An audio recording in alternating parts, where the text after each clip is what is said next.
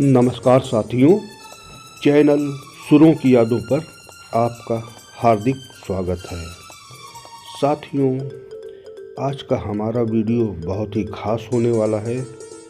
आज के वीडियो में हम चर्चा करेंगे एक ऐसी भारतीय अभिनेत्री के बारे में जिनको कि फिल्मी पर्दे पर आपने हर रंग रूप में देखा होगा। उनकी अदायगी आज भी सिनेमा के पर्दों पर जैसे ही आती है तो हम सबके रोंगटे खड़े कर देती है। उनको फिल्मी दर्शकों ने अभिनेत्री भी देखा होगा और खतरनाक वैम के रोल में भी उनको देखा है। पर्दे पर उनका आना ही लोगों का डर जाना साबित होता है। वो एक ऐसी अभिनेत्री रही हैं जिन्होंने अपने अभिनय से अभिनय की दुनिया में इतना बड़ा नाम किया कि आज भी लोग जैसे ही वो पर्दे पर आती हैं साधारण लोग डर जाते हैं और उनकी अदायगी देखकर मन प्रसन्न हो जाता है। उनकी अदायगी आपने फिल्म आँखें देखी होंगी।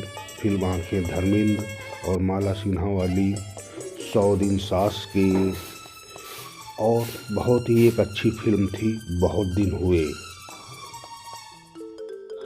तो साथियों, आज के वीडियो में हम चर्चा करेंगे इनके जीवन के बारे में और इनकी अभिनय के बारे में और अभिनय जगत में इनके अभिनय के योगदान के बारे में। तो दिल थाम कर बैठिए साथियों और बताते हैं आपको आज इनकी कहानी के बारे में।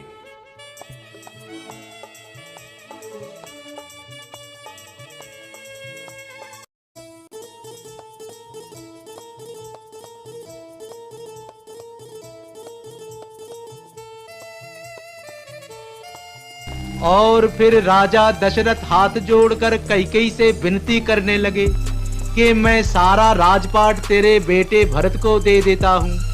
लेकिन कैकेयी का दिल तो पत्थर का था।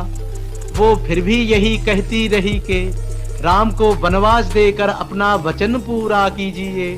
ताऊ क्या सज्जू के जमाने में भी कैकेयी जैसी औरतें होती थी? उस जमाने की बात छोड़ बेटा, आजकल कलयुग में भी इस वक्त एक कैकेयी हमारे पास खड़ी है। बंद करो जी, बंद कर लिया रामायण। साथियों, क्या आपने कभी सोचा है कि जिस चेहरे को देखकर पूरा सिनेमा हॉल सिहर उठता था, वो चेहरा असल जिंदगी में कितना टूटा हुआ हो सकता है?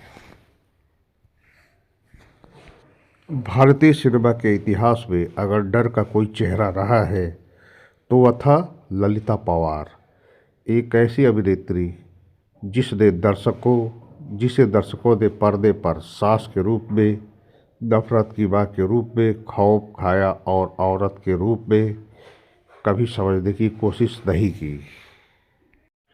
लेकिन आज जब हम पीछे मुड़कर देखते हैं तो एहसास होता है वो डर नहीं था, वो संघर्ष की मूर्ति थी।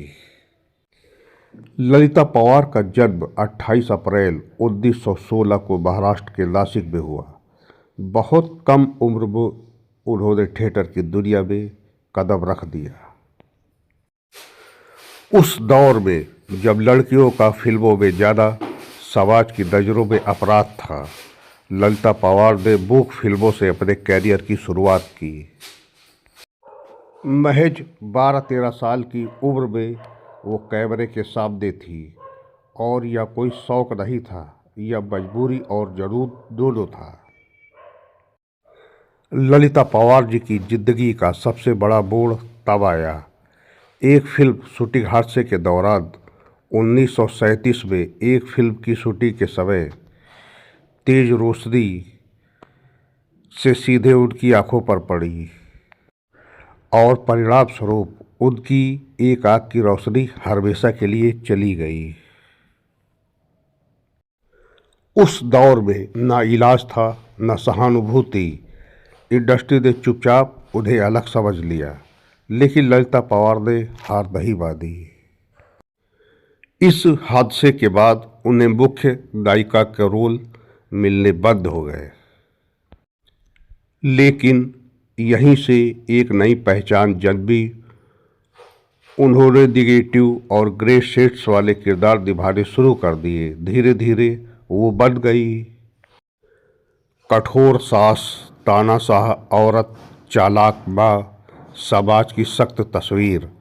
और दर्शकों ने उन्हें इतना सच्चा मान लिया कि लोग असल जिंदगी में भी उनसे डरने लगे।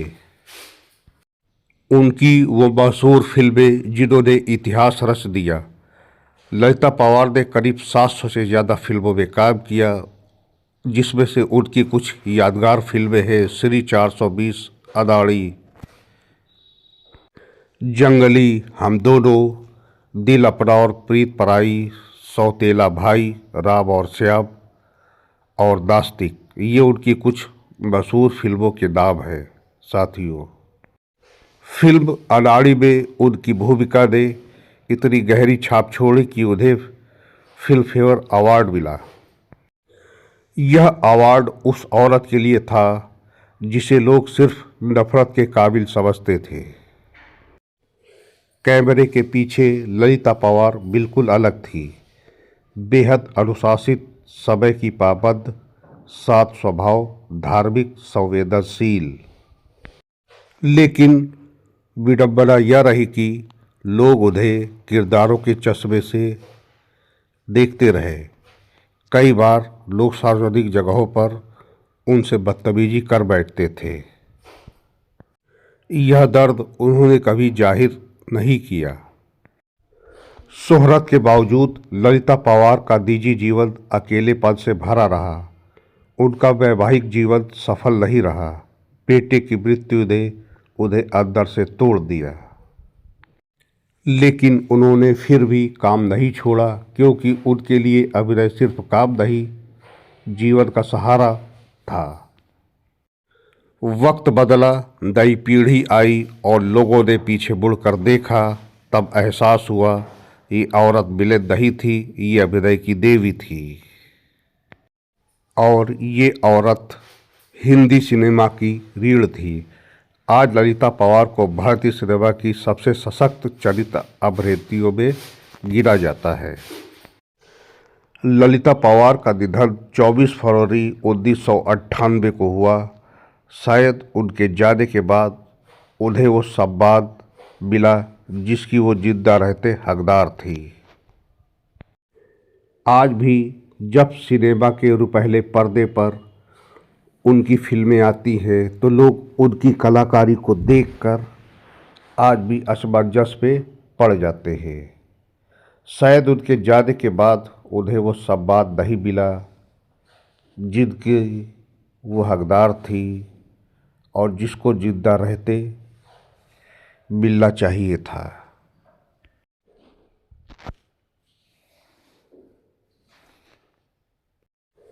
आज भी जब उनकी फिल्में चलती है तो दर्शक कहते हैं ये रोल कोई और नहीं कर सकता था। डर से सम्मान तक का ये सफ़र हमें यह सिखाता है कि कलाकार को समझने में वक्त लगता है। ललिता पवार सिर्फ एक अभिनेत्री नहीं थी, वो सिनेमा का साहस भी थी। नमन है ऐसे कलाकारों को जिन्होंने नफरत को भी कला में बदल दिया। तो इसी तरह की रोचक और ज्ञानवर्धक फिल्मी जानकारियों के लिए जुड़े रहे हमारे चैनल सुरों की यादों के साथ।